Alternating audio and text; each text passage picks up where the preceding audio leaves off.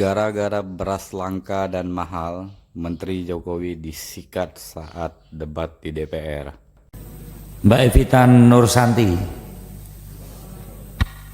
Terima kasih Bapak Pimpinan, Bapak-bapak yang saya hormati. Terima kasih atas paparan yang diberikan.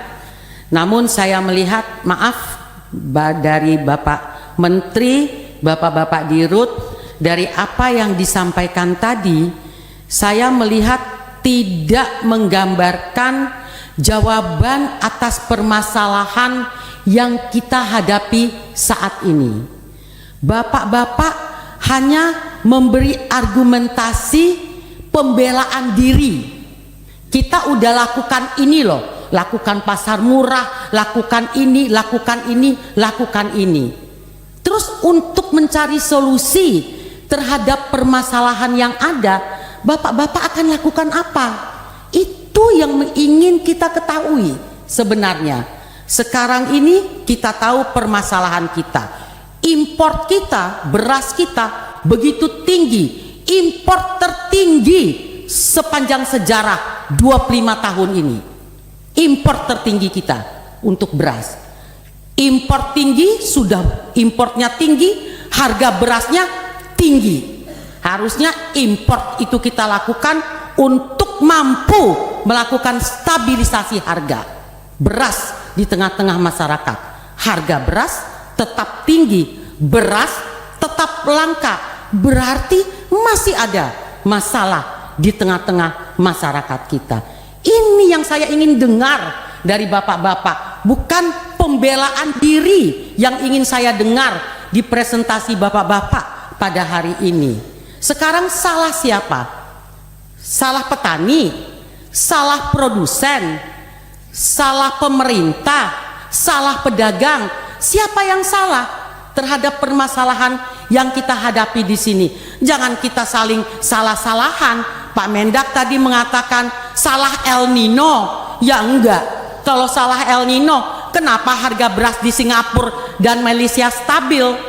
Kita jangan dibodoh-bodohi semuanya dengan alasan El Nino. Kenapa bisa stabil di negara lain? Kenapa carut marut harga itu cuman ada di negara kita gitu? Ya kan? Ini juga makanya kita jangan seperti pemadam kebakaran. Hanya kalau ada kebakaran, kita padamkan apinya dengan cari pasar murah, cari ini, cari ini. Tapi permasalahan dari mana datangnya api itu tidak pernah kita cari.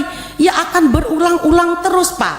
Apa nih yang bisa kita lakukan sehingga permasalahan ini tidak terjadi? Nah, sekarang sudah tahu beras ini kita langka, produksi kita kurang. Dirut Pupuk baru mengumumkan lagi bahwa harga pupuk ke depan ini akan naik karena apa? Gas yang juga akan naik. Nah, ini kan jadi hal-hal yang announcement yang meresahkan di kalangan petani kita.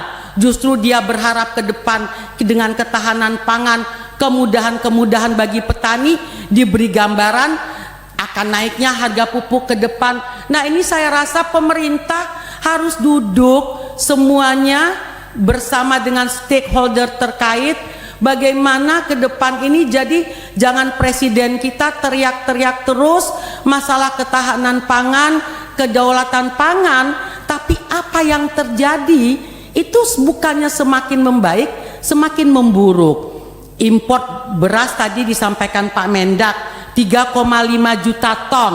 Saya juga ingin tahu kemana sih distribusi 3,5 juta ton impor terbesar sepanjang sejarah ini. Oke lah, tentunya untuk program-program pemerintah, stabilisasi harga, KPM, oke. Tapi kita ingin jelas pendistribusiannya itu sebenarnya berapa ke ini, berapa ke ini, berapa ke ini. Kenapa terjadi hal-hal yang terjadi sekarang ini? Miris, Pak, ngelihat di media sosial rakyat kita antri begitu panjang, Pak, untuk beras. Antri beras murah, Pak, harganya juga nggak murah-murah amat. Kalau Bapak tadi mengatakan Bapak Dirut RNI, saya tanya ke Bapak tadi, harganya berapa sih? Harga murah yang Bapak sebut tadi, nggak murah-murah amat juga yang disampaikan gitu. Benar kan Pak? Nggak murah-murah yang disampaikan. Tapi rakyat begitu antri. Berarti apa Pak? Memang kita ini punya masalah di dalam hal ini. Justru bapak-bapak tolong ke kita ini diberitahu, bapak-bapak mau lakukan apa untuk permasalahan yang ada. Nggak cukup hanya buat pasar murah, nggak cukup Bulog hanya mengatakan tadi yang dipresentasikan.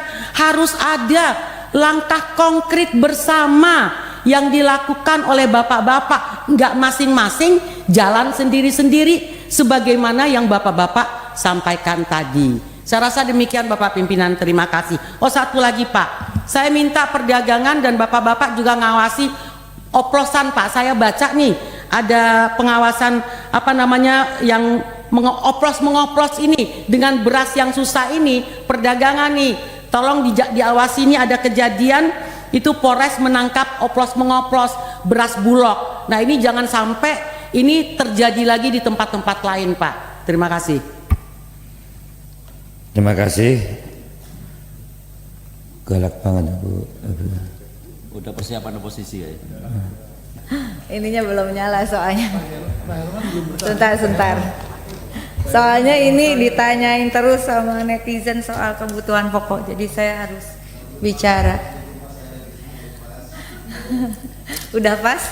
Udah. Assalamualaikum warahmatullahi wabarakatuh. Salam sejahtera untuk kita semua, Om Swastiastu, Namo Buddhaya, salam kebajikan. Yang saya hormati pimpinan dan anggota Komisi 6 DPR RI, yang saya hormati Menteri Perdagangan Republik Indonesia, Direktur Utama Perum Bulog dari Perhutani, kemudian ada Wakil Menteri Perdagangan, Direktur Utama PT RNI. Terima kasih atas pemaparannya. Sebelum ke isu itu, saya ingin, ini di luar rapat hari ini, tapi saya mohon bantuan pimpinan dan anggota kalau boleh dijadwalkan khusus tentang taspen Pak, saya titip karena sedang ramai ini, ada 345 triliun uang PNS yang harus kita selamatkan. Berikutnya kembali ke laptop, persoalan kenaikan harga pangan ini saya kira tentu menjadi perhatian kita semua. Masalah pangan adalah masalah kedaulatan negara, jadi tentu saja kita sepakat konsep kita bukan hanya ketahanan pangan tapi kedaulatan pangan, di mana bukan sekedar bagaimana pangan ada di pasar, tapi bagaimana hulu tengah hilir pangan itu benar-benar bisa memberikan kontribusi positif terutama untuk kehidupan masyarakat kita. Tadi udah disampaikan beberapa hal, tapi saya sepakat dengan teman-teman yang lain, kita cari solusi bersama. Pertama tentu saja target kita semua saya harap sama, yaitu turunkan harga pangan, terutama komoditas-komoditas strategis yang memang sangat dibutuhkan oleh rakyat. Penyumbang inflasi terbesar di awal 2024 itu tadi juga sudah disampaikan, beras, ada cabai merah, ada telur ayam ras, tapi gula juga mengalami kenaikan sekarang. Lalu kemudian Pak, harga tomat juga naik ya, per kilo sampai 35.000. Ini salah satu yang saya nggak tahu kenapa tomat naik mau lebaran ya. Apakah orang buka puasa karena butuh makan tomat gitu? Tapi saya kira itu bukan jawabannya. Bapak Ibu yang kami hormati, sekali lagi kami minta langkah-langkah konkret untuk penurunan harga 9 bahan pokok, harga pangan kita, dan kemudian stabilitas pangan. Kami mengapresiasi langkah Menteri Perdagangan yang pernah ada metode untuk mengendalikan harga minyak goreng Pak. Mudah-mudahan ini bisa dilakukan untuk komoditas yang lain. Namun demikian, dalam rapat berikutnya tentu baiklah kita buka kepada publik mana yang menjadi wewenang Kementerian Perdagangan di sektor pangan, mana yang bukan. Saat ini ada Badan Pangan Nasional ya, termasuk urusan importnya tidak di Menteri Perdagangan, beberapa komoditas pentingnya. Oleh karena itu mungkin ke depan Pak, di awal rapat disampaikan mana yang menjadi wewenang Kementerian Perdagangan dan mana yang bukan. Lalu kemudian tadi ada informasi yang berbeda mengenai ketersediaan pangan khususnya beras kepada Bulog. Bapak mohon diatur strategi, dan mungkin nanti kalau Bulog harus ada menterinya Bapak, karena menjadi penting juga. Bulog ini hutangnya cukup banyak, termasuk hutang kepada perbankan ya yang harus membeli beras impor begitu. Betul Bapak? Betul ya Pak Dirut ya? Pak Dirut. Banyak sekali utang yang harus ditanggung. Kalau itu penugasan negara, seharusnya ada keringanan dari negara terhadap Bulog.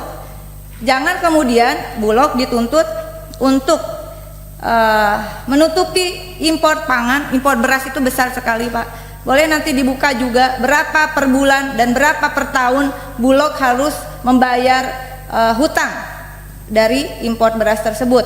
Nah kalau itu penugasan negara, saya kira harusnya tidak dibebankan kepada Bulog. Nah kemudian Bapak mohon solusinya. Harga tadi disampaikan oleh Pak Mufti, saya sudah cek terutama di beberapa daerah di luar Jawa, akhirnya petani itu lebih memilih menjual hasil padinya kepada tengkulak, bukan kepada Bulog. Kenapa demikian? Karena harga beli Bulog itu rendah. Maka kami mengusulkan adanya politik harga dari negara, subsidi harga dari negara Bapak. Bukan subsidi pupuk, apalagi pupuk organik Pak. Subsidi harga itu lebih penting. Kami tidak hanya menginginkan, juga ini pernah dibahas rasanya oleh Menteri Perdagangan, menentukan bukan hanya harga eceran terendah, tapi juga harga eceran tertinggi. Ini juga harus ditetapkan sehingga tidak terjadi fluktuasi harga yang mempengaruhi bukan hanya daya jual petani, tetapi juga daya beli pasar. Nah Bapak Ibu yang kami hormati, sekali lagi saya mengusulkan ini juga untuk tadi pangan.id, apa namanya? RNI ID Food. Bapak betul sekali harga-harga yang ditawarkan ini beberapa cukup mahal Pak. Dan saya minta argumentasi penetapan harga dari ID Food itu apa indikatornya. Lalu di sini disampaikan menggelar apa nggak bisa bareng-bareng gitu dengan Kementerian Perdagangan, dengan Bulog, dengan PTPN dan sebagainya. Kalau saya lihat ini yang dijual juga bukan minyak yang tadi diproduksi kalau minyak kita misalnya, di sini dengan brand yang lain gitu. Saya juga minta apa perhitungannya atau apa analisis dan kajiannya tentang titik-titik yang ditentukan untuk gerakan pangan murah. Dalam forum ini kami mendesak, libatkan kami Pak Komisi 6 untuk gerakan pasar mudah, Pak Direktur Utama. Ya, mohon juga mendapat dukungan dari pimpinan dan anggota untuk ini bukan hanya urusan pemilu sudah selesai Pak, ya. Tetapi kami masih punya tanggung jawab moral bahwa kami masih menjabat sampai akhir periode ini. Sehingga jangan jalan sendiri Pak. Dan kenapa ini titik-titiknya, lokasinya, provinsinya Bapak tentukan sendiri apa pertimbangannya begitu. Yang terakhir pimpinan, mengenai data inflasi, koreksi jika saya salah Pak. Data pangan kita, data pertanian kita yang terintegrasi dengan data pangan dilakukan oleh Badan Pusat Statistik, bukan oleh Kementerian Perdagangan, bukan oleh Kementerian Pertanian, bukan oleh Bulog, dan anggarannya mencapai 3 triliun ya oleh BPS. Nah, di akhir rapat sebelum kita kampanye, saya minta informasi tentang data itu. Pak Menteri, apakah dapat atau tidak? Karena kalau kita lihat dan telusuri inflasi pangan di tiap provinsi, pendataan dari BPS itu tidak fair. Satu provinsi diambil sampling 3-4 kabupaten, dan itu kemudian dijadikan ukuran inflasi pangan satu provinsi. Kalau ini kan lagi musim PJ nih Pak, kalau PJ gubernur atau PJ bupatinya terindikasi saya nggak nuduh, kira-kira nggak setuju gitu kemarin, mudah-mudahan setelah ini tidak terjadi, lalu kemudian dicopotlah itu si PJ dengan alasan tidak mampu mengendalikan inflasi pangan. Padahal inflasi pangan ukurannya dalam satu provinsi sekali lagi diambil tidak lebih dari 1/4 tingkat 2-nya. Itu nggak fair. Nah, oleh karena itu dalam kesempatan ini kami juga setuju adanya data yang terintegrasi, akurat dan aktual seperti tujuan dari sensus pertanian 2023 yang menelan anggaran 3 triliun, melebihi anggaran dari Menteri Perdagangan yang harus menggendong pasar desa dan seterusnya. Makanya lu jangan main-main dengan kekuatan rakyat.